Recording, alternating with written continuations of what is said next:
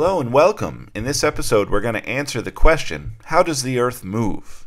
Before we begin, please grab your packets and open up to page number 2. We'll be filling out the top half of this page through this video. So, how exactly does the Earth move? Well, as we know from our discussion of the solar system, the Earth and all the planets move in two ways. They all revolve around the Sun, and at the same time, they rotate around their axis, or spin. Let's take a closer look at each of these motions, beginning with revolution. Here you see the Earth and its orbit around the Sun. The Earth will complete one orbit or one complete revolution in about a year. Let's jot down some notes about revolution. Take a look at the top box on your handout. First thing is simple. We need to know that the Earth revolves around the Sun. And one revolution of the Earth around the Sun takes 365.26 days. Or a year. Now you don't need to memorize this number because it can be found in your reference tables. If you were to go into space above the North Pole of the Earth and the North Pole of the Sun and look down on them, you would see that the Earth revolves in a counterclockwise direction at a rate of about 1 degree per day. Now understand where this 1 degree number comes from. One revolution is essentially a complete circle around the Sun, 360 degrees. And it takes the Earth 365 days to do this. So if you divide 360 degrees by 365 days, you get a revolution speed of about 1 degree per day.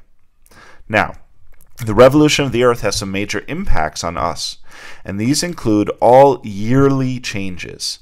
So if you think to yourself of any things that happen over the course of a year, any cycles that change yearly, most likely they can be traced back to the Earth's revolution. The most obvious example are the seasons. We know we go through a full cycle of seasons every year, so they are caused, at least in part, by the Earth's revolution. Another interesting change is the ability to see different constellations of stars at different times.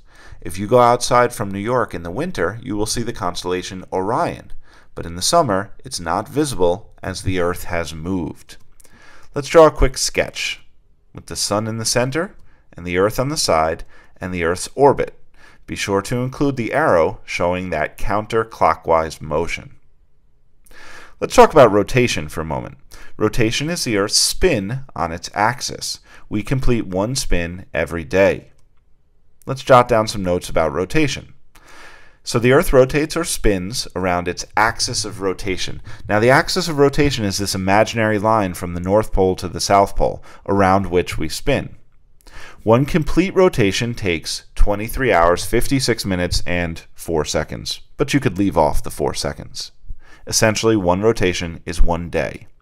Now, if you were to look at the Earth from the side, at the equator, it rotates from west to east, and it spins at a rate of 15 degrees of longitude per hour. That is 360 degrees divided by 24 hours, giving you 15 degrees per hour. Now, while the revolution caused yearly changes, rotation causes daily changes. These are things like the sun rising and setting each day, the stars appearing to move across the sky, and a variety of other things, including day and night, the apparent motion of the sun, moon, and stars, something called the Coriolis effect, and Foucault's pendulum, both of which we'll discuss more in class. Let's sketch the Earth's rotation. Here's the Earth. You see the axis, this imaginary line through the North and South Pole, and you draw an arrow to show the west to east rotation. So let's take a moment and take a look at what all of this actually looks like. Okay, so here we can see the inner part of the solar system. Let me just turn the time on and get us moving a little bit here. And if you focus right here, you'll see the Earth, and you can see it rotating around its axis once a day. And at the same time that it's rotating, you can see by this blue path here, that is its orbit as it revolves around the Sun. Now, in order to see a revolution take place, I will have to speed up time as it happens pretty slowly. It takes about a year. So I'm going to increase, let's do it daily.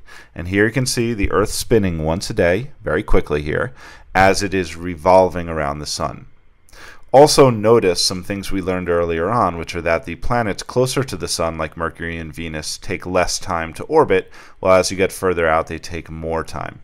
So there's the Earth rotating as it is revolving. I can turn this to the side a little bit so you can get a better idea of what it looks like, and I can zoom in so we can see what this looks like.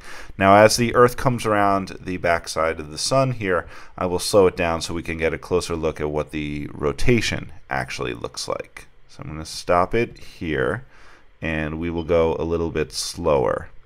And so here you can see the Earth rotating.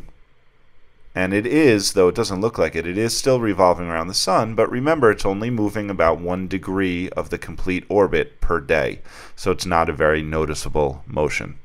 We are spinning 15 degrees per hour, we are revolving 1 degree per day. We are spinning from west to east, and from above we are revolving in a counterclockwise direction.